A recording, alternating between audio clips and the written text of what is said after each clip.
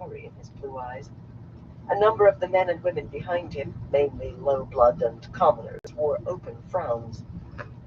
The large map of Tarabon, spread out on the table in front of her and held flat by 4 lamps, gave reason enough for worry.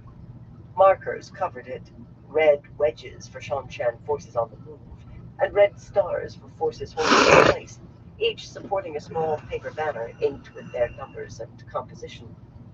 Scattered across the map, across the entire map, lay black discs marking engagements, and even more white discs for enemy forces, many of those without the banners.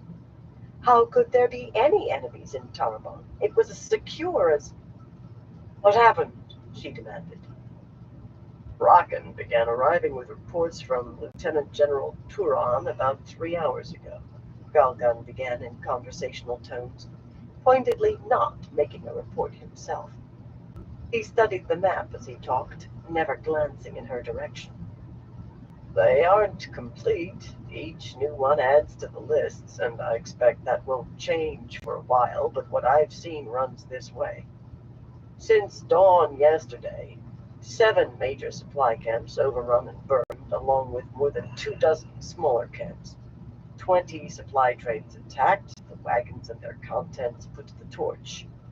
17 small outposts have been wiped out, 11 patrols have failed to report in, and there have been an additional 15 skirmishes. Also a few attacks against our settlers. Only a handful of fatalities, mostly men who tried to defend their belongings, but a good many wagons and stores burned, along with some half-built houses, and the same message delivered everywhere. Leave Tarabon. All this was done by bands of between 200 and perhaps 500 men. Estimates are a minimum of 10,000 and perhaps twice that, nearly all Taraboners. Oh yes, he finished casually, and most of them are wearing armor painted with stripes. She wanted to grind her teeth. Galgun commanded the soldiers of the return, yet she commanded the Koren, the forerunners, and as such she possessed the higher rank in spite of his crest and red lacquered fingernails. She suspected the only reason he did not claim that the forerunners had been absorbed into the return by its very arrival was that supplanting her meant assuming responsibility for Tuon's safety, and for that apology should it become necessary. Dislike was too mild a word. She loathed Galgun. A mutiny, she said, proud of the coolness of her voice. Inside, she had begun to burn. Galgun's white queue swung slowly as he shook his head. No. All reports say our Taraboners have fought well, and we've had a few successes, taken a few prisoners. Not one of them can be found on the rosters of loyal Taraboners. Several have been identified as Dragonsworn, believed to be up in Aradaman. And the name Rodel Igeralda has been mentioned a number of times as the brain behind it all, and the leader, the Domani. He's supposed to be one of the best generals this side of the ocean, and if he planned and carried out all this, he swept a hand over the map, then I believe it. The fool sounded admiring. Not a mutiny, a raid on a grand scale, but he won't get out with nearly as many men as he brought in. Dragonsworn. The word was like a fist clutching Suroth's throat. Are there Ashaman? Those fellows who can channel? Galgun grimaced and made a sign against evil, apparently unconscious of doing so. There was no mention of them, he said dryly, and I rather think there would have been. Red-hot anger needed to erupt at Galgun, but screaming at another of the high blood would lower her eyes, and, as bad, gain nothing. Still, it had to be directed somewhere. It had to come out. She was proud of what she had done in Tarabon, and now the country appeared to be halfway back to the chaos she found when she first landed there. And one man was to blame. This Ituralda, her tone was ice. I want his head. Never fear, Galgun murmured, folding his hands behind his back and bending to examine some of the small banners. It won't be long before Turon chases him back to Aradamon with his tail between his legs, and with luck he'll be with one of the bands we snap up. Luck, she snapped. I don't trust her luck. Her anger was open now, and she did not consider trying to suppress it again. Her eyes scanned the map as though she could find Ituralda that way. If Turon is hunting 100 bands, as you suggest, he'll need more scouts to run them down, and I want them run down. Every last one of them, especially Ituralda. General Yulon, I want 4 in every 5. No, 9 in every 10 Arakan and Altara and Amadisia move to Tarabon. If Turon can't find them with all that, then he can see if his own head will appease me. Yulon, a dark little man in a blue robe embroidered with black-crested eagles, must have dressed in too great a hurry to apply the gum that normally held his wig in place, because he was constantly touching the thing to make sure it was straight. He was captain of the air for the Forerunners, but the returns captain of the air was only a banner general, a more senior man having died on the voyage. Yulon would have no trouble with him. A wise move, High Lady, he said, frowning at the map. But may I suggest leaving the Rakan in Amadisia and those assigned to Banner General Kirgan? The Rakan are the best way we have to locate Aiel, and in 2 days we still haven't found those white cloaks. That will still give General Turon. The Aiel are less of a problem every day, she told him firmly, and a few deserters are nothing. He inclined his head in assent, one hand keeping his wig in place. He was only low blood, after all. I hardly call 7,000 men a few deserters, Galgun murmured dryly. It shall be as I command, she snapped.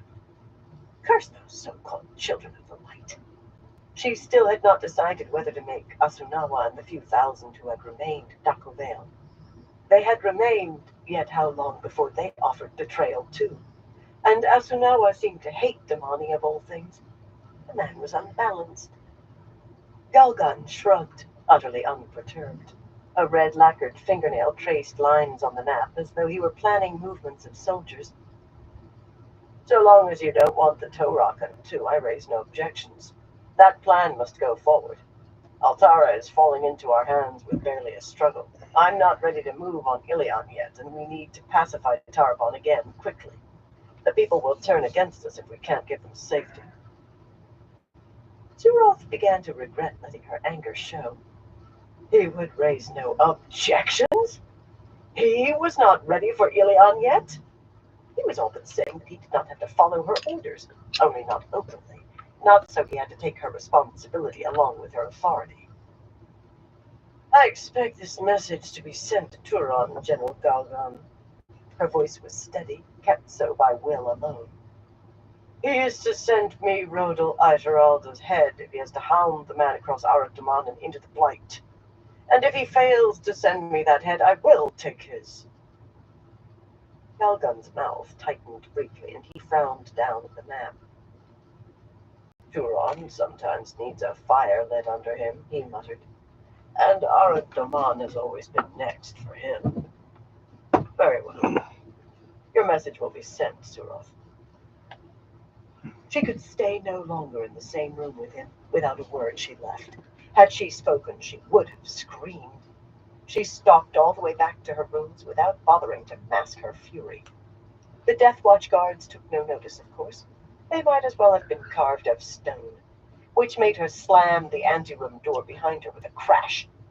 Perhaps they noticed that. Padding toward her bed, she kicked off her slippers, let the robe and sash fall to the floor. She must find Tuon. She had to.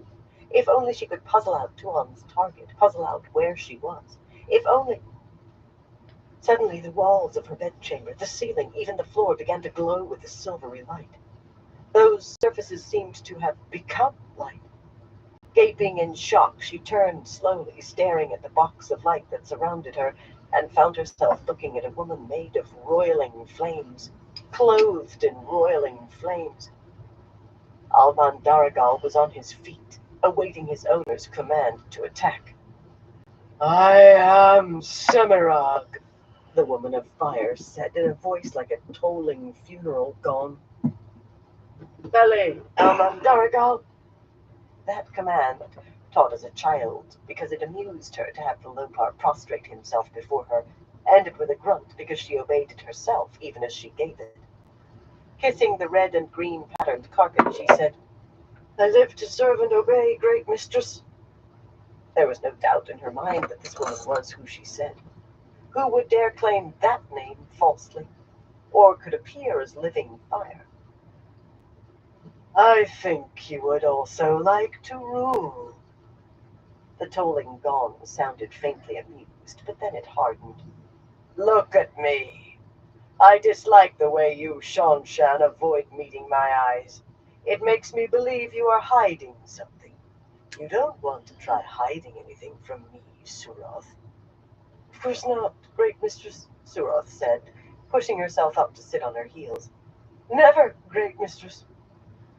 She raised her gaze as far as the other woman's mouth, but she could not make herself raise it higher. Surely that would be enough. "Better," Semirog murmured. "Now, how would you like to rule in these lands? A handful of deaths, Galgun and a few others, and you could manage to name yourself Empress with my help. It's hardly important, but circumstances provide the opportunity, and you would certainly be more amenable than the current Empress has been so far." Suroth's stomach clenched. She feared she might vomit. "Great mistress," she said dully, "the penalty for that is to be taken before the true Empress, may she live forever, and have your entire skin removed, great care being taken to keep you alive. After that, inventive, if primitive," Semirog broke in wryly, "but of no account. The Empress Radhanan is dead. Remarkable how much blood there is in a human body. Enough to cover the whole crystal throne. Take the offer, Suroth. I will not make it again. You will make certain matters slightly more convenient, but not enough for me to put myself out a second time." Suroth had to make herself breathe. "Then Tuon is the Empress, may she live?" Tuon would take a new name, rarely to be spoken outside the imperial family. The Empress was the Empress, might she live forever. Wrapping her arms around herself, Suroth began to sob, shaking beyond her ability to stop. Almandaragal lifted his head and whined at her interrogatively. Semirag laughed, the music of deep gongs. "Grief for Radhanan, Suroth? Or is your dislike of Tuon becoming Empress so deep?" Haltingly, in spurts of 3 or 4 words broken by unmanageable weeping, Suroth explained. As the proclaimed heir, Tuon had become Empress the moment her mother died. Except if her mother had been assassinated, then it must have been arranged by one of her sisters, which meant that Tuon herself was surely dead. And none of that made the slightest difference. The forms would be carried out. She would have to return to Shandar and apologize for Tuon's death, for the death of an empress now, to the very woman who had arranged it, who would of course not take the throne until Tuon's death was announced. She could not bring herself to admit that she would kill herself first. It was too shaming to say aloud. Words died as howling sobs racked her. She did not want to die. She had been promised she would live forever. This time Semirog's laughter was so shocking that it shut off Suroth's tears. That head of fire was thrown back, emitting great peals of mirth. At last she regained control, wiping away tears of flame with fiery fingers. "I see I didn't make myself clear. Radhanan is dead, and her daughters, and her sons, and half the imperial court as well. There is no imperial family except for Tuon. There is no empire. Shandar is in the hands of rioters and looters, and so are a dozen other cities. At least 50 nobles are contending for the throne with armies in the field. There is war from the Aldale Mountains to Salakig, which is why you will be perfectly safe in disposing of Tuon and proclaiming yourself Empress. I've even arranged for a ship which should arrive soon to bring word of the disaster." She laughed again and said something strange. Let the Lord of Chaos rule. Suroth gaped at the other woman in spite of herself. The Empire destroyed. Semirag had killed the... Assassination was not unknown among the blood, high or low, nor within the imperial family. Yet for anyone else to reach inside the imperial family in that way was horrifying, unthinkable. Even one of the Daconcion, the chosen ones. But to become Empress herself, even here. She felt dizzy, with a hysterical desire to laugh. She could complete the cycle, conquering these lands, and then send armies to reclaim Shanshan. With an effort, she managed to regain possession of herself. Great mistress, if Tuan really is alive, then killing her will be difficult. She had to force those words out. To kill the Empress, even thinking it was difficult. To become Empress. Her head felt as if it might float off her shoulders. She will have her Suldam and Domani with her, and some of her Death Watch guards. Difficult? Killing her would be impossible in those circumstances, unless Semirag could be induced to do it herself. 6 Domani might well be dangerous even to her. Besides, there was a saying among commoners. The mighty tell the lesser to dig in the mud and keep their own hands clean. She had heard it by chance and punished the man who spoke it, but it was true. Think, Suroth. The gongs rang strong, imperative. Captain Musenji and the others would have gone the same night Tuan and her maid left if they had had any inkling of what she was about. They are looking for her. You must put every effort into finding her first. But if that fails, her Death Watch guards will be less protection than they seem. Every soldier in your army has heard that at least some of the guards are involved with an imposter. The general feeling seems to be that the imposter and anyone connected to her should be torn apart bodily, and the pieces buried in a dung heap, quietly. Lips of fire curled in a small, amused smile, to avoid the shame to the Empire. It might be possible. A party of Death Watch guards would be easy to locate. She would need to find out exactly how many Musenji had taken with him, and send Elbar with 50 for every one. No, 100, to account for the Damani. And then, great mistress, you understand I am reluctant to proclaim anything until I am certain Tuan is dead? Of course, Semirag said. The gongs were amused once more. But remember, if Tuan manages to return safely, it will matter little to me. So don't dally. I will not, great mistress. I intend to become Empress, and for that I must kill the Empress. This time, saying it was not very hard at all. In Parvara's estimation, Tsutama Rath's rooms were flamboyant beyond the point of extravagance, and her own beginnings as a butcher's daughter played no part in her opinion. The sitting room simply put her on edge. Beneath a cornice carved with swallows in flight and gilded, the walls held 2 large silk tapestries, one displaying bright red blood roses, the other a kalma bush covered in scarlet blossoms larger than her 2 hands together. The tables and chairs were delicate pieces, if you ignored sufficient carving and gilding for any throne. The stand lamps were heavily gilded too, and the mantel worked with running horses above the red streaked marble fireplace. Several of the tables held red seafolk porcelain, the rarest, 4 vases and 6 bowls, a small fortune in themselves, as well as any number of jade or ivory carvings, none small, and one figure of a dancing woman, a hand tall, that appeared to be carved from a ruby. A gratuitous display of wealth. And she knew for a fact that aside from the gilded barrel clock on the mantel, there was another in Tsutama's bedroom, and even one in her dressing room. 3 clocks! That went far beyond flamboyant, never mind gilding or rubies. And yet the room suited the woman seated across from her and Javindra. Flamboyant was exactly the word for her appearance. Tsutama was a strikingly Hey, beautiful Shorts, how woman, you her doing? hair caught in a fine golden net, with fire drops thick at her throat and ears, and dressed as always in crimson silk that molded her full bosom today with golden scrollwork embroidery to increase the emphasis. You might almost think she wanted to attract men if you did not know her. Tsutama had made her dislike of men well known long before being How you tempted doing, to the exile. shorts? She would have given mercy to a rabid dog before a man.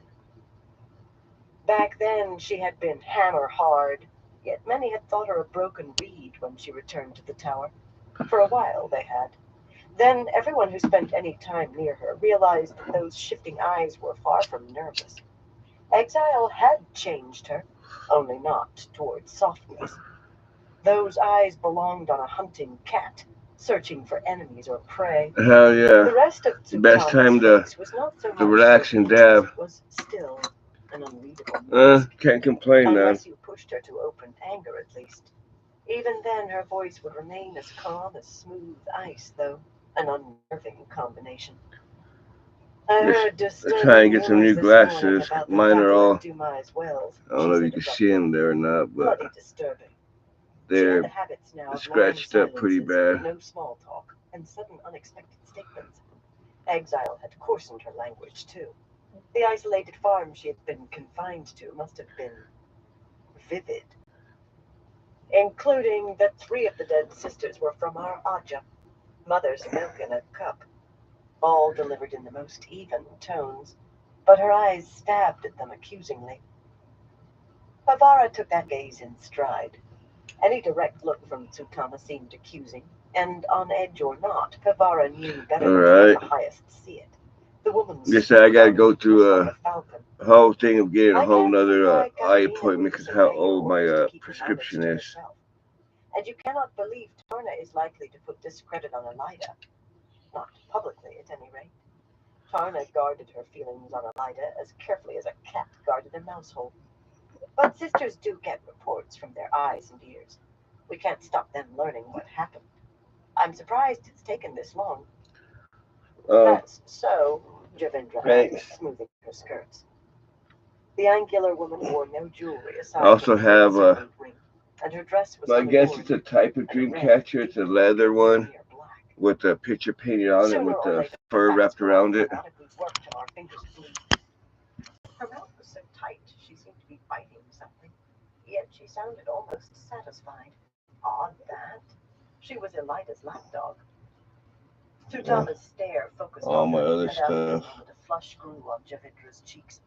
Perhaps as an excuse to break eye contact, she took a long drink of her tea.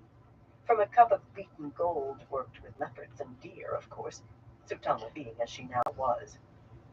The highest continued to stare silently, but whether at Javindra or something beyond her, Pavara could no longer say. When Katerina brought word that Galina was among the dead But at that Dumai's is, Wells, Tsutama had been raised to replace her this by thing's mere old. acclamation. She had possessed a very good reputation as a sitter, at least before her involvement in the distressing events Thanks. that It's led pretty to her much downfall, and many in the it's my red bedroom. relief How I have always it set called up. for as hard a highest as could be found. Galina's death had lifted a great weight from Pavara's shoulders. The highest, a I dark have my thing. two Oh, that TVs look right of here. agony. Yet she was uncertain about Tsutama. There was something Cause wild one of my TVs I about have her to now, set up to play something movies and whatnot, unpredictable. Was she and then entirely sane? my other one is But then the same question for my could be asked Switch. regarding the whole White Tower. How many of the sisters were entirely sane now?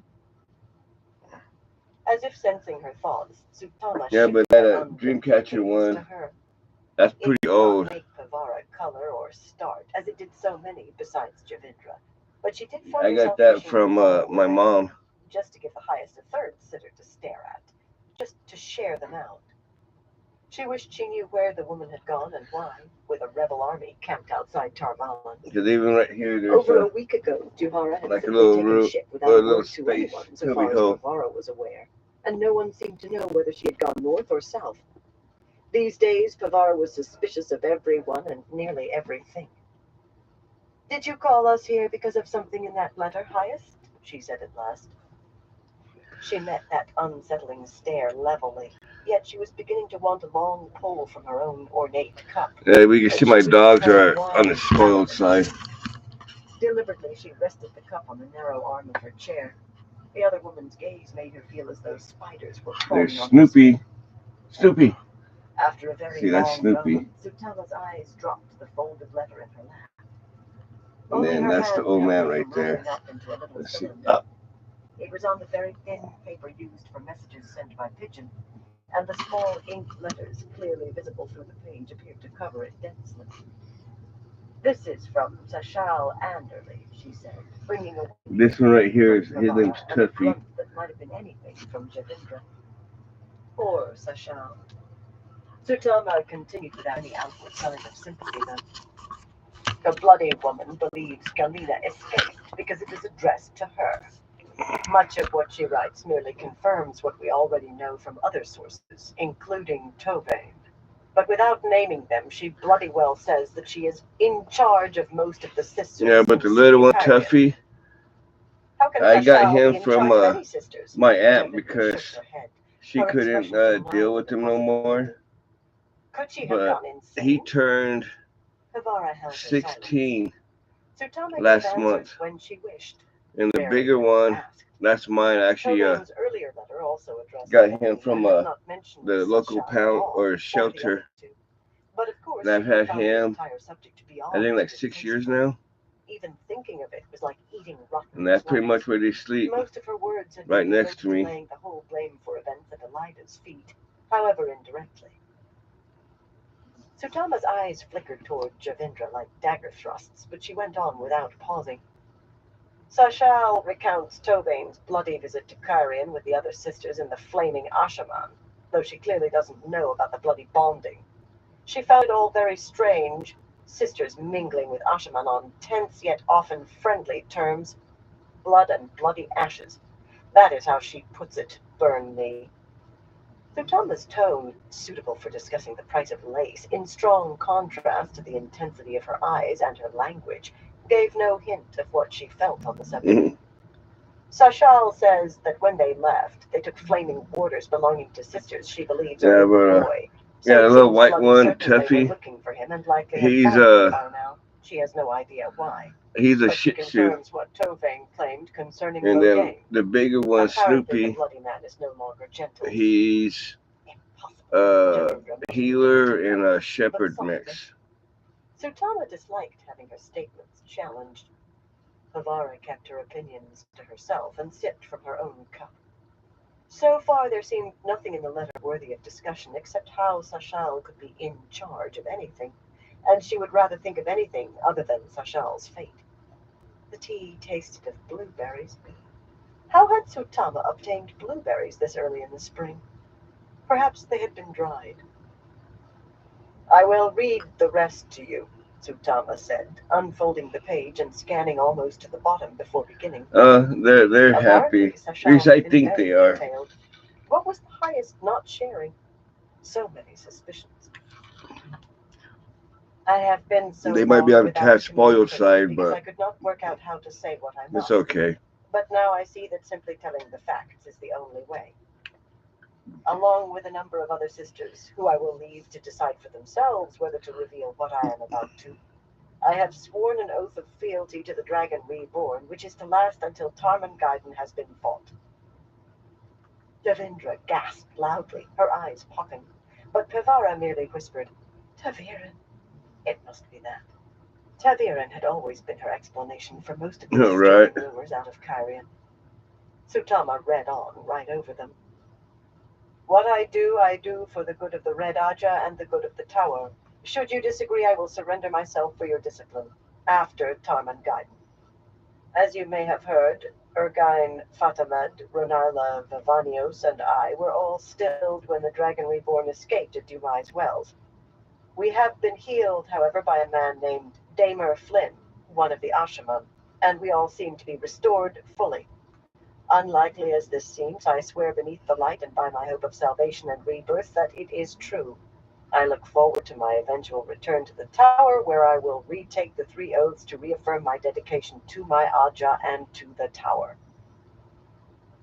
Folding the letter again, she gave her head a small shake.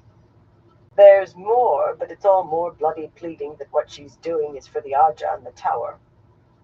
glitter in her eyes suggested that Sashal might come to regret surviving the last battle. If Sashal truly has been healed, Pavara began, and could not go on.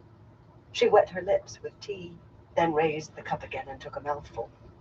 The possibility seemed too wonderful to hope for. A snowflake that might melt at a touch. This is impossible, Javindra growled, though not very strongly. Even so, she directed the comment to Pavara, lest the highest think it meant for her. A deep scowl made her face harsher. Gentling cannot be healed. Stilling cannot be healed.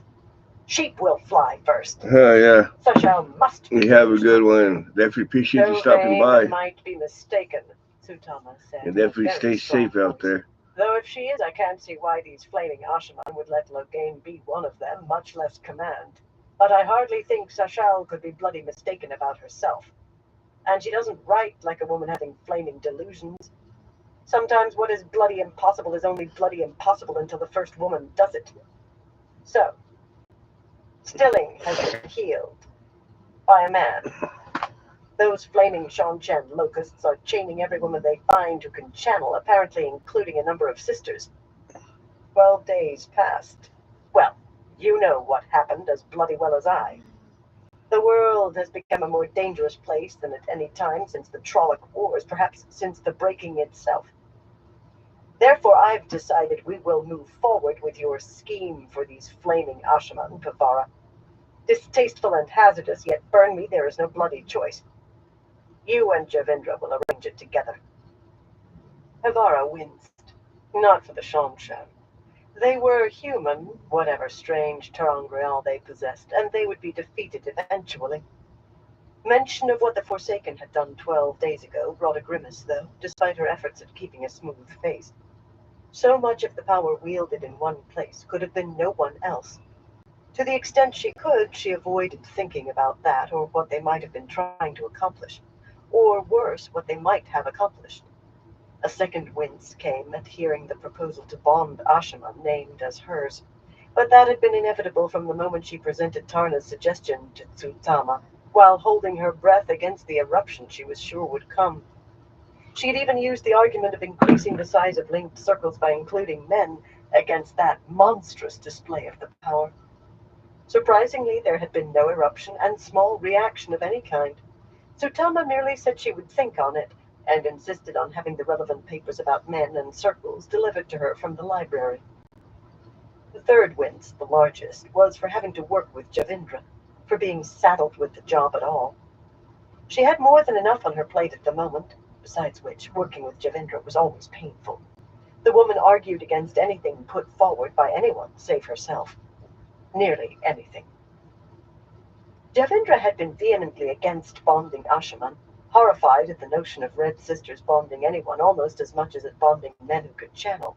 Yet now that the highest had commanded it, she was stymied. Still she found a way to argue against. Elida will never allow it, she muttered. Tsutama's glittering eyes caught her gaze and held it. The bony woman swallowed audibly. Elida will not know until it is too late, Javindra. I hide her secrets. The disaster against the Black Tower, Dumai's Wells, as best I can because she was raised from the Red. But she is the Amalan seat of all Ajas and none. That means she is no longer Red. And this is Aja business, not hers. A dangerous tone entered her voice, and she had not cursed once. That meant she was on the edge of open fury. Do you disagree with me on this? Do you intend to inform Elida despite my express wishes? No, Mindra replied quickly. Then no. Strangely, she seemed to be hiding it. Avara contented herself with shaking her head. If it had to be done, and she was certain it must, then clearly Elida had to be kept in the dark. What did Javindra have to smile about? Too many suspicions. I'm very glad that you both agree with me, Tsutama said dryly, leaning back in her chair. Now leave me. They paused only to set down their cups and curtsy. In the Red, when the highest spoke, everyone obeyed, including sitters.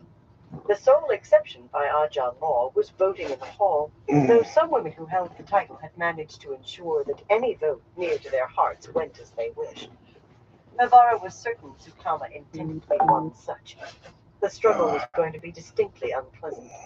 She only hoped she could give as good as she got.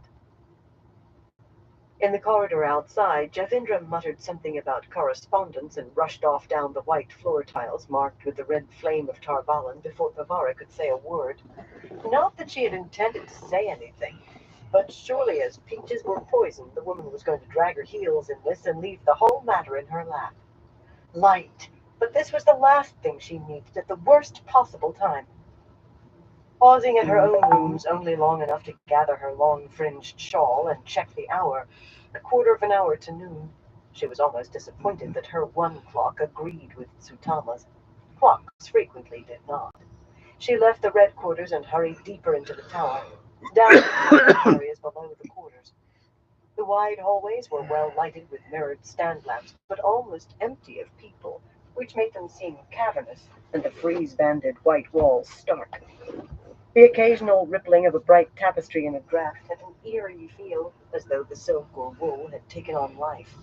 The few people she saw were serving men and women with the flame of Tarvalin on their chests, scurrying along about their chores and barely pausing long enough to offer hurried courtesies. They kept their eyes lowered. With the Ajahs separated into all but warring camps, fetid tension and antagonism filled the tower, and the mood had infected the servants. Frightened them, at least. She could not be sure, but she thought fewer than 200 sisters remained in the tower, most keeping to their Ajah quarters except for necessity, so she really did not expect to see another sister strolling. When Adalorna Bastine glided up the short stairs from a crossing corridor almost right in front of her, she was so surprised she gave a start. Adalorna, who made slimness appear stately despite her lack of height, walked on without acknowledging Pavara in any way. The Saldaean woman wore her shawl, too. No sister was seen outside her Ajah quarters without her shawl now, and was followed by her 3 warders. Short and tall, wide and lean, they wore their swords, and their eyes never ceased moving. Warders wearing swords and plainly guarding their Aes Sedai's back, in the tower. That was all too common, yet Pavara could have wept at it.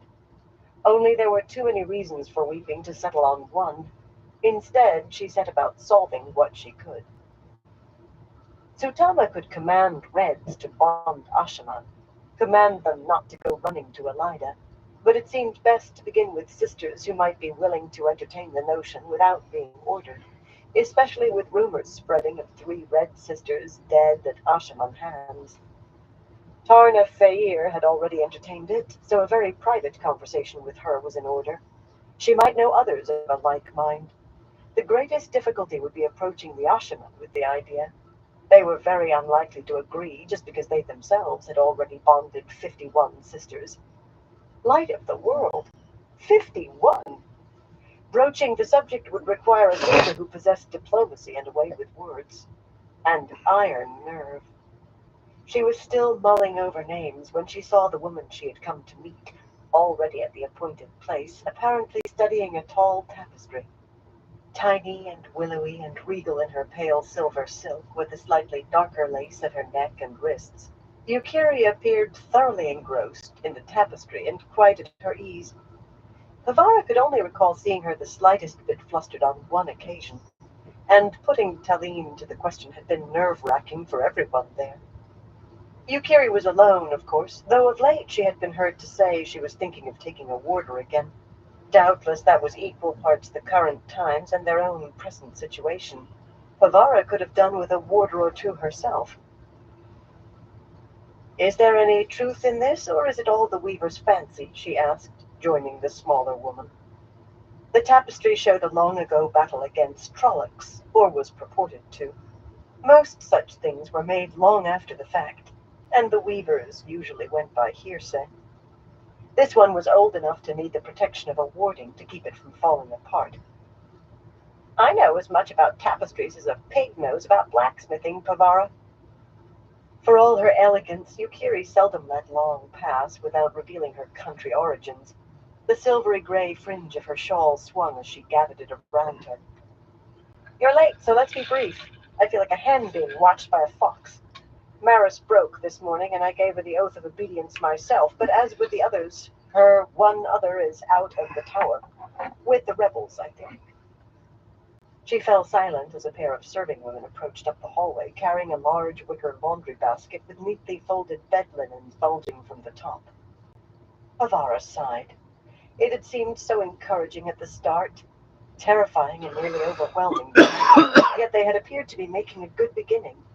Taline had only known the name of one other black sister actually in the tower at present, but once Atuan had been kidnapped, Pavara would have liked to think of it as an arrest, yet she could not, when they seemed to be violating half of tower law and a good many strong customs besides. Once Atuan was safely in hand, she had soon been induced to surrender the names of her heart. Harala Sangir, a Damani Grey, and Maris Thornhill, an Andoran Brown. Only Karala among them had a warder, though he had turned out to be a dark friend too. Luckily, soon after learning that his Aes Sedai had betrayed him, he had managed to take poison in the basement room where he'd been confined while Karala was questioned. Strange to think of that as lucky, but the oath rod only worked on those who could channel, and they were too few to guard and tend prisoners. It had been such a bright beginning, however fraught, and now they were at an impasse unless one of the others returned to the tower, back to searching for discrepancies between what sisters claimed to have done and what it could be proven they actually had, something made harder by the inclination of most sisters to be oblique in nearly everything. Of course, Taline and the other three would pass along whatever they knew, whatever came into their hands. The oath of obedience took care of that. But any message very much more important than "take this and put it in that place" would be in a cipher known only to the woman who sent it and the woman it was directed to. Some were protected by a weave that made the ink vanish if the wrong hand broke the seal. That could be done with so little of the power it might go unnoticed unless you were looking for it, and there appeared to be no way to circumvent the ward. If they were not at an impasse, then their flow of success was reduced to a creeping trickle. And always there was the danger that the hunted would learn of them and become the hunters, invisible hunters for all practical purposes, just as they now seemed invisible prey. Still, they had 4 names plus 4 sisters in hand who would admit they were dark friends, though likely Maris would be as quick as the other 3 to claim she now rejected the shadow, repented of her sins, and embraced the light once more, enough to convince anyone. Supposedly the Black Aja knew everything that passed in Elida's study, yet it might be worth the risk. Pavara refused to believe Taline's claim that Elida was a dark friend. After all, she had initiated the hunt. The Amerlin seat could rouse the entire tower. Perhaps a revelation that the Black Aja truly existed might do what the appearance of the rebels with an army had failed to: stop the Ajas from hissing at one another like strange cats, and bind them back together. The tower's wounds called for desperate remedies. The serving women passed beyond earshot, and Pavara was about to bring up the suggestion when Yukiri spoke again. "Last night, Taline received an order to appear tonight before their Supreme Council." Her mouth twisted around the words in distaste. "It seems that happens only if you're being honored or given a very, very important assignment, or if you're to be put to the question." Her lips almost writhed. What they had learned about the Black Aja's means of putting someone to the question was as nauseating as it was incredible. Forcing a woman into a circle against her will. Guiding a circle to inflict pain. Pavara felt her stomach writhing. "Taline doesn't think she's to be honored or given an assignment," Yukiri went on, "so she begged to be hidden away. Sayarin put her in a room in the lowest basement. Taline may be wrong, but I agree with Sayarin. Risking it would be letting a dog into the chicken yard and hoping for the best." Pavara stared up at the tapestry stretching well above their heads. Armored men swung swords and axes, stabbed spears and halberds at huge man-like shapes with boars' snouts and wolves' snouts, with goats' horns and rams' horns. The weaver had seen Trollocs, or accurate drawings. Men fought alongside the Trollocs, too. Dark friends. Sometimes fighting the shadow required skill and desperate remedies. Let Taline go to this meeting, Chief. We all go. They won't accept. We can kill or capture them and decapitate the Black at a stroke. This Supreme Council must know the names of all of them. We can destroy the whole Black Aja. Lifting an edge of the fringe on Pavara's shawl with a slim hand, Yukiri frowned at it ostentatiously. Yes, red. I thought it might have turned green when I wasn't looking. There will be 13 of them, you know. Even if some of this council are out of the tower, the rest will bring in sisters. I know, Pavara replied impatiently. Taline had been a fount of information, most of it useless and much of it horrifying, almost more than they could take in. We take everyone. We can order Zera and the others to fight alongside us, and even Taline and that lot. They'll do as they're told. In the beginning, she had been uneasy about that oath of obedience, but over time you could become accustomed to anything. So, 19 of us against 13 of them, Yukiri sounded much too patient.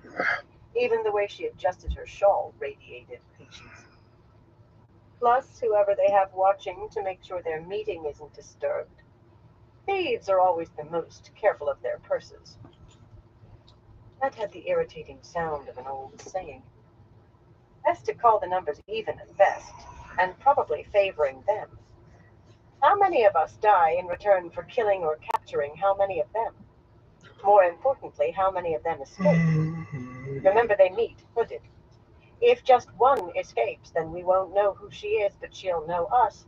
And soon enough, the whole Black Aja will know too. It sounds to me less like chopping off a chicken's head than like trying to wrestle a leopard in the dark. Pavara opened her mouth, then closed it without speaking. Yukiri was right. She should have tallied the numbers and reached the same conclusion herself. But she wanted to strike out at something, at anything, and small wonder. The head of her Aja might be insane. She was tasked with arranging for Reds, who by ancient custom bonded no one, to bond not just any men, but Ashaman. And the hunt for dark friends in the tower had reached a stone wall. Strike out? She wanted to bite holes through bricks. She thought their meeting was at an end. She had come only to learn how matters progressed with Maris, and a bitter harvest that had turned out. But Yukiri touched her arm. Walk with me a while. We've been here too long, and I want to ask you something. Nowadays, sitters of different Ajas standing together too long made rumors of plots sprout like mushrooms after rain. For some reason, talking while walking seemed to cause many fewer. It made no sense, but there it was. Yukiri took her time getting to her question. The floor tiles turned from green and blue to yellow and brown as they walked along one of the main corridors that spiraled gently through the tower, down 5 floors without seeing anyone else before she spoke. As the Red heard from anyone who went with Tovane, Pavara almost tripped over her own slippers. She should have expected it, though. Tovane would not have been the only one to write from Kyrian. From Tovane herself, she said, and told almost everything that had been in Tovane's letter. Under the circumstances, there was nothing else she could do. She did hold back the accusations against Elida, and also how long ago the letter had arrived. The one was still Aja business, she hoped, while the other might require awkward explanations. We heard from Akura Vayet. Yukiri walked a few paces in silence, then muttered, Blood and bloody ashes. Pavara's eyebrows rose in shock. Yukiri was often earthy, but never vulgar before this. She noted that the other woman had not said when Akura's letter arrived either. Had the Grey received other letters from Kyrian, from sisters who had sworn to the Dragon Reborn? She could not ask. They trusted one another with their lives in this hunt, and still Ajah business was Ajah business. What do you intend doing with the information? We will keep silent for the good of the tower. Only the sitters and the head of our Ajah know. Evanaline is for pulling Elida down because of this, but that can't be allowed now. With the tower to mend and the Shongshan and Ashima to be dealt with, perhaps never. She did not sound happy over that. Avara stifled her irritation. She could not like Elida, yet you did not have to like the Amalan seat. Any number of very likable women had worn the stole and done well in the tower. But could sending 51 sisters into captivity be called doing well? Could Dumai's Wells, with 4 sisters dead and more than 20 delivered into another sort of captivity to a Taviran? No matter. Elida was red, had been red, and far too long had passed since a red gained the stole and staff. All the rash actions and ill-considered decisions seemed things of the past since the rebels appeared, and saving the tower from the Black Ajah would redeem her failures. That was not how she put it, of course. She began the hunt, Yukiri. She deserves to finish it. Light, everything we've uncovered so far has come by chance, and we are at a full stop. We need the authority of the Amalan seat behind us if we're to get any further. I don't know, the other woman said, wavering. All 4 of them say that Black knows everything that happened in Elida's study. She bit at her lip and shrugged uncomfortably. Perhaps if we can meet her alone, away from her study. There you are. I've been looking everywhere. Avara turned calmly at the sudden voice behind them, but Yukiri gave a start and muttered something pungent almost under her breath. If she kept this up, she would be as bad as Doacine or Tsutama. Siain hurried down to them with the fringes of her shawl swinging and her thick black eyebrows rising in surprise at Yukiri's glare. How like a white, logical in everything and often blind to the world around them. Half the time, Siain seemed unaware they were in any danger at all. You were looking for us? Yukiri almost growled, planting her fists on her hips. Despite her diminutive size, she gave a good impression of fierce looming. Doubtless part of that was for being startled, but she still believed Siain should be guarded closely for her own protection, no matter what Sarin had decided, and here the woman was, out and about, alone. For you, for Sarin, for anyone, Siain replied calmly. Her earlier fears, Black Ajah might know what work Elida had assigned her, were quite gone.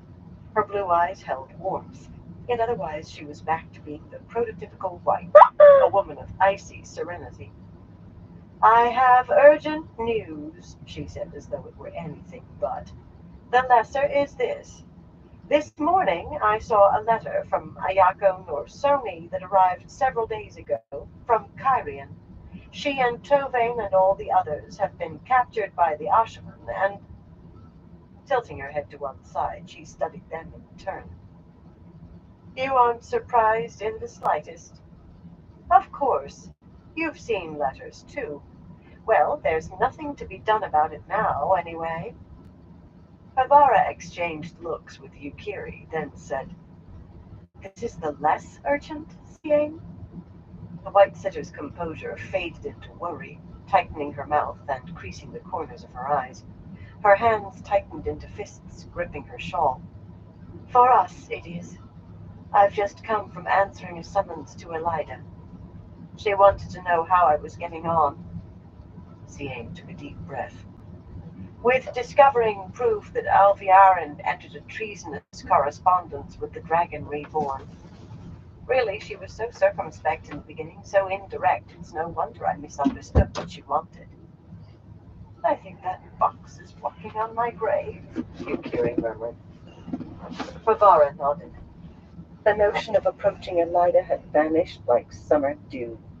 Their one assurance that Elida was not herself Black Ajah had been that she instigated the hunt for them. But since she had done no such thing, at least the Black Ajah remained in ignorance of them. At least they had that, still. But for how much longer? On mine, too, she said softly. Alviarin glided along the corridors of the lower tower with an outward air of serenity that she held on to hard. Night seemed to cling to the walls despite the mirrored stand lamps, the ghosts of shadows dancing where none should be. Imagination, surely, yet they danced on the edges of vision. The hallways were very nearly empty, though the second sitting of supper had just ended. Most sisters preferred to have food brought up to their rooms these days, but the hardier and more defiant ventured to the dining halls from time to time, and a handful still took many of their meals below. She would not risk sisters seeing her appear flustered or hurried. She refused to let them believe she was scuttling about furtively. In truth, she disliked anyone looking at her at all. Outwardly calm, she seethed inside. Abruptly, she realized that she was fingering the spot on her forehead where Shaidar Haran had touched her, where the great lord himself had marked her as his. Hysteria bubbled almost to the surface with that thought, but she maintained a smooth face by sheer will and gathered her white silk skirts slightly. That should keep her hands occupied. The great lord had marked her. Best not to think of that. But how to avoid it? The great lord! On the outside she displayed absolute composure, but within was a swirling tangle of mortification and hatred, and very near to gibbering terror. The external calm was what mattered, though, and there was a seed of hope. That mattered, too. An odd thing to think of as hopeful, yet she would hang on to anything that might keep her alive. Stopping in front of a tapestry that showed a woman wearing an elaborate crown kneeling to some long-ago Amerlin, she pretended to examine it while glancing quickly to left and right. Aside from her, the corridor remained as barren of life as an abandoned tomb. Her hand darted behind the edge of the tapestry, and in an instant she was walking on again, clutching a folded message. A miracle that it had reached her so quickly. The paper seemed to burn her palm, but she could not read it here. At a measured pace, she climbed reluctantly to the White Aja quarters, calm and unfazed by anything on the outside. The great lord had marked her. Other sisters were going to look at her. The White was the smallest of the Ajas, and barely more than 20 of its sisters were in the tower at present, yet it seemed that nearly all of them were out in the main hallway. The walk along the plain white floor tiles seemed like running a gauntlet. Siain and Farana were heading out despite the hour, shawls draped along their arms, and Siain gave her a small smile of commiseration, which made her want to kill the sitter, always thrusting her sharp nose in where it was unwanted. Farana held no sympathy. She scowled with more open fury than any sister should have allowed herself to show. All Alviarin could do was try to ignore the copper-skinned woman without being obvious. Short and stout, with her usually mild round face and an ink smudge on her nose, Farana was no one's image of a demoni, but the first reasoner possessed a fierce demoni temper. She was quite capable of handing down a penance for any slight, especially to a sister who had disgraced both herself and the White. The Aja felt keenly the shame of her having been stripped of the keeper's stole. Most felt anger at the loss of influence as well. There were far too many glares, some from sisters who stood far enough below her that they should leap to obey if she gave a command. Others deliberately turned their backs. She made her way through those frowns and snubs at a steady pace, unhurried, yet she felt her cheeks beginning to heat. She tried to immerse herself in the soothing nature of the white quarters. The plain white walls, lined with silvered stand mirrors, held only a few simple tapestries, images of snow-capped mountains, shady forests, stands of bamboo with sunlight slanting through them. Ever since attaining the shawl, she had used those images to help her find serenity in times of stress. The great lord had marked her. She clutched her skirts in fists to hold her hands at her sides. The message seemed to burn her hand. A steady, measured pace. Two of the sisters she passed ignored her simply because they did not see her. Estrella and Tassan were discussing food spoilage, arguing, rather, faces smooth but eyes heated and voices on the brink of heat. They were arithmetists of all things, as if logic could be reduced to numbers, and they seemed to be disagreeing on how those numbers were used. Calculating with Radun's standard of deviation, the rate is 11 times what it should be, Estrella said in tight tones. Furthermore, this must indicate the intervention of the shadow. Tassan cut her off, beaded braids clicking as she shook her head. The shadow, yes, but Radun's standard is outdated. You must use Kovanen's first rule of medians and calculate separately for rotting meat or rotten. The correct answers, as I said, are 13 and 9. I've not yet applied it to the flour or the beans and the lentils, but it seems intuitively obvious. Estrella swelled up, and since she was a plump woman with a formidable bosom, she could swell impressively. Kovanen's first rule? She practically spluttered, breaking in. That hasn't been properly proven yet. Correct and proven methods are always preferable to slipshod.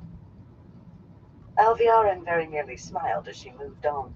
So someone had finally noticed that the great lord had laid his hand on the tower. But knowing would not help them change matters. Perhaps she had smiled, but if so, she crushed it as someone spoke.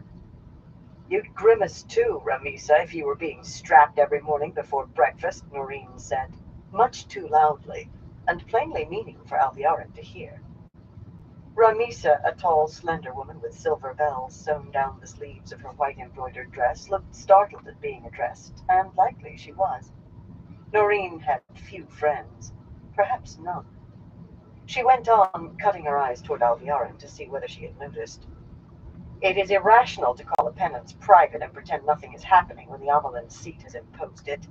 But then her rationality has always been overrated, in my opinion. Fortunately, Alviarin had only a short way further to reach her rooms. Carefully she closed the outer door and latched the latch. Not that anyone would disturb her, but she had not survived by taking chances except where she had to.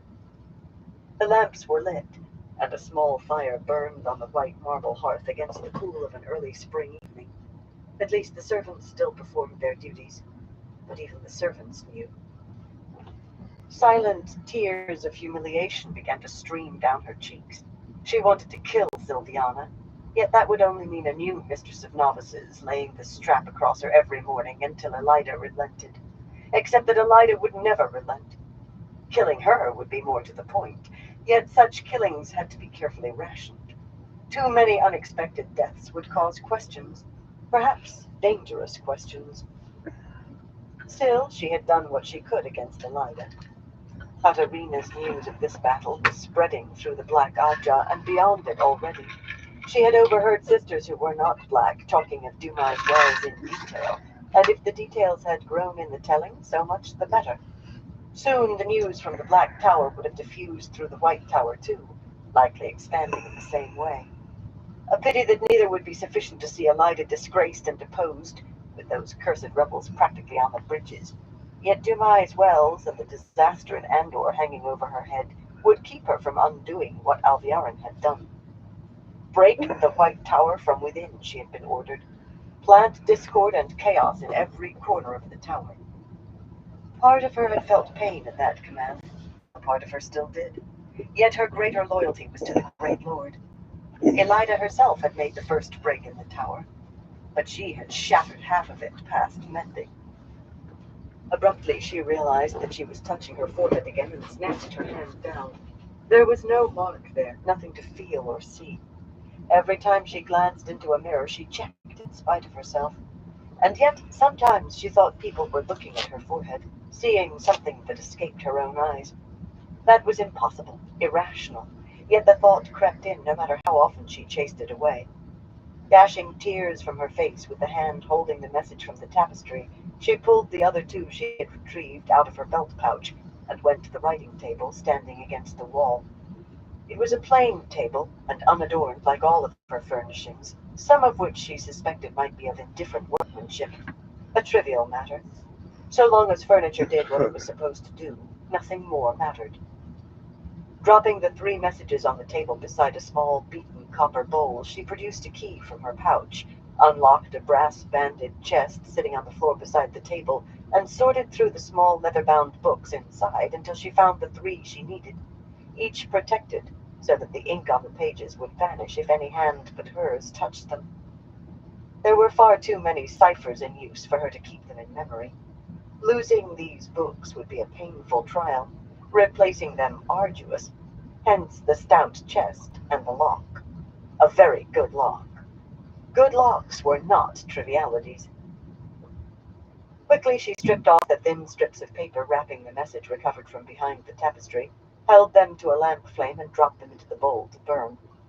They were only directions as to where the message was to be left. One meant for each woman in the chain, the extra strips merely a way of disguising how many links the message had to go through to reach its recipient. Too many precautions were an impossibility. Even the sisters of her own heart believed her no more than they. Only 3 on the Supreme Council knew who she was, and she would have avoided that had it been possible. There could never be too many precautions, especially now. The message, once she worked it out, bending to write on another sheet, was much as she had expected since the previous night when Talene failed to appear. The woman had left the green quarters early yesterday, carrying fat saddlebags and a small chest. Not having a servant to carry them, she had performed the task herself. No one seemed to know where she had gone. The question was, had she panicked on receiving her summons to the Supreme Council, or was there something more? Something more, Alviarin decided. Talene had looked to Yukiri and Doacine as though seeking guidance, perhaps. She was sure she had not imagined it. Could she have? A very small seed of hope. There must be something more. She needed a threat to the Black, or the Great Lord would withdraw his protection. Angrily, she pulled her hand away from her forehead. She never considered using the small terangrial she had hidden away to call Masana. For one thing, one very important thing, the woman surely intended to kill her, very likely despite the Great Lord's protection. On the instant, if that protection were lost. She had seen Masana's face, knew of her humiliation. No woman would let that pass, especially not one of the chosen. Every night she dreamed of killing Masana, often daydreamed of how to manage it successfully, yet that must wait on finding her without the woman knowing herself found. In the meanwhile, she needed more proof. It was possible that neither Masana nor Shaidar Haran would see Talene as verification of anything. Sisters had panicked and run in the past, if rarely, and assuming Masana and the Great Lord were ignorant of that would be dangerous. In turn, she touched the ciphered message and the clear copy to the lamp flame, and held each by a corner until they had burned nearly to her fingers, before dropping them atop the ashes in the bowl. With a smooth black stone that she kept as a paperweight, she crushed the ashes and stirred them about. She doubted that anyone could reconstitute words from ash, but even so. Still standing, she deciphered the other 2 messages and learned that Yukiri and Doacine both slept in rooms warded against intrusion. That was unsurprising. Hardly a sister in the tower slept without warding these days, but it meant kidnapping either would be difficult. That was always easiest when carried out in the depths of the night by sisters of the woman's own Aja. It might yet turn out those glances were happenstance or imagination. She needed to consider the possibility. With a sigh, she gathered more of the small books from the chest and gently eased herself onto the goose-down cushion on the chair at the writing table. Not gently enough to stop a wince as her weight settled, though. She stifled a whimper. At first, she had thought the humiliation of Sylviana's strap far worse than the pain, but the pain no longer really faded. Her bottom was a mass of bruises, and tomorrow the Mistress of Novices would add to them, and the day after that, and the day after. A bleak vision of endless days howling under Sylviana's strap, of fighting to meet the eyes of sisters who knew all about the visits to Sylviana's study. Trying to chase those thoughts away, she dipped a good steel-nibbed pen and began to write out ciphered orders on thin sheets of paper. Talene must be found and brought back, of course, for punishment and execution, if she had simply panicked, and if she had not, if she had somehow found a way to betray her oaths. Alviarin clung to that hope while she commanded a close watch put on Yukiri and Doacine. A way had to be found to take them, and if they were caught up in chance and imagination, something could still be manufactured from whatever they said. She would guide the flows in the circle. Something could be made. She roped furiously, unaware that her free hand had risen to her forehead, searching for the mark. Afternoon sunlight slanted through the tall trees on the ridge above the vast Shido encampment, dappling the air, and songbirds trilled on the branches overhead. Redbirds and blue jays flashed by, slashes of color, and Galena smiled. Heavy rain had fallen in the morning, and the air still held a touch of coolness beneath sparse, slowly drifting white clouds. Likely her gray mare, with its arched neck and lively step, had been the property of a noblewoman, or at the least a wealthy merchant. No one else but a sister could have afforded such a fine animal. She enjoyed these rides on the horse she had named Swift, because one day it would carry her swiftly to freedom, just as she enjoyed this time alone to dwell on what she would do once she had her freedom. She had plans for repaying those who had failed her, beginning with Elida. Thinking about those plans, about their eventual fruition, was most enjoyable. At least she enjoyed her rides so long as she managed to forget that the privilege was as much a mark of how thoroughly Tharava owned her as were the thick white silk robe she wore and her fire-drop-studded belt and collar. Her smile faded into a grimace. Adornments for a pet that was allowed to amuse itself when not required to amuse its owner. And she could not remove those jeweled markers, even out here. Someone might see. She rode here to get away from the Aiel, yet they could be encountered in the forest too. Tharava might learn of it. Difficult as it was to admit to herself, she feared the hawk-eyed wise one to her bones. Tharava filled her dreams, and they were never pleasant.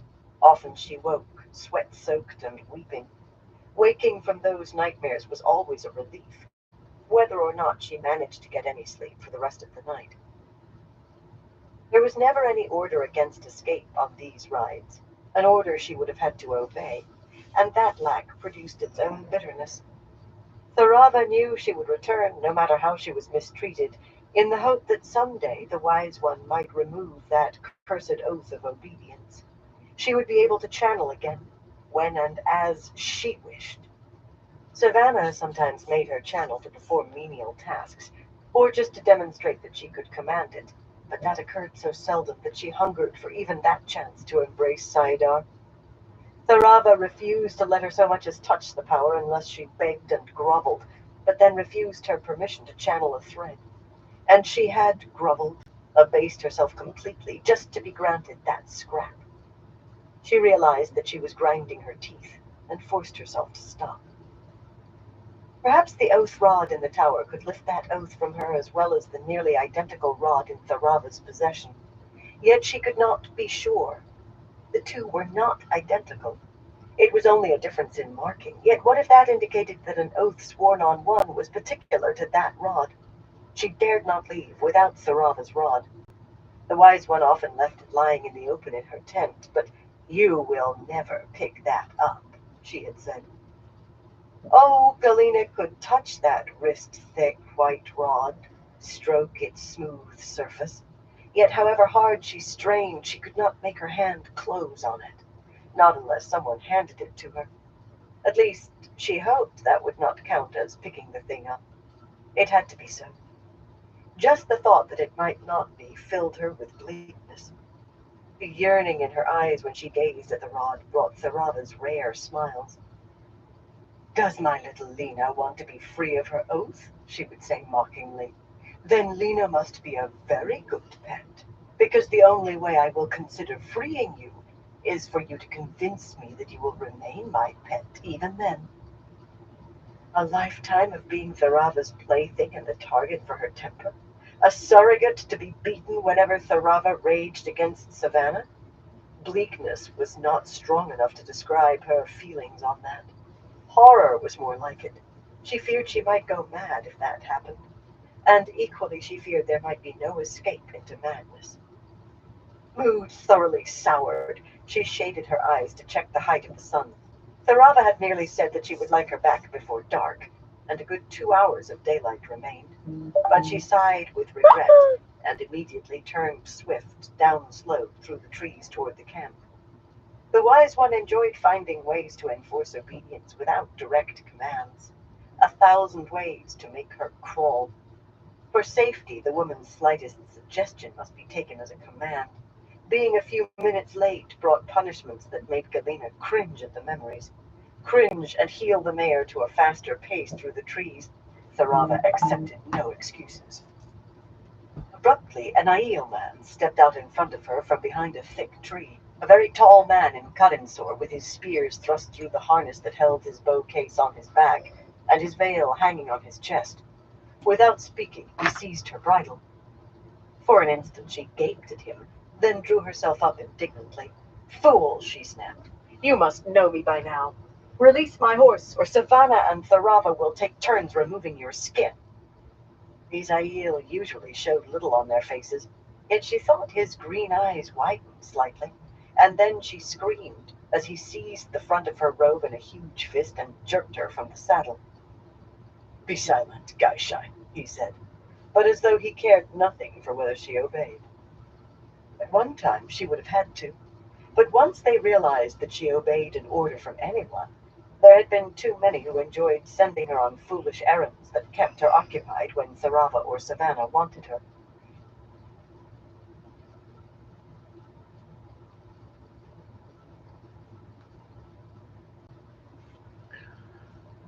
Alright, I'm going to call into this live for tonight. I want to thank everyone stopping by and everyone who keeps coming back. Appreciate all y'all's support. Till next time, y'all stay safe.